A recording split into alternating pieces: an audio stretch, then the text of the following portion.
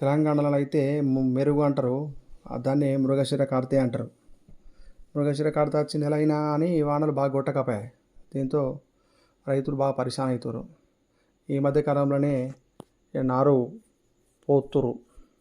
ఎందుకంటే ఈ నారు ఇప్పుడు వేయకపోతే మళ్ళీ పంట చేతికి రాదు. ఇది పరిస్థితి.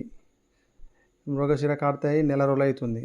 అయితే అడ్లు తీసుకొచ్చి రాత్రి నానబెట్టి 3 రోజులు నాని తర్వాత ఇక మొలకలు వచ్చిన తర్వాత ఈ మొలకలను ఒక దానిలో పోసి ఆ మొలకలను తీసుకుపోయి దున్నిన నారలలో ఆయన ఒక మడిలో పోస్తారు.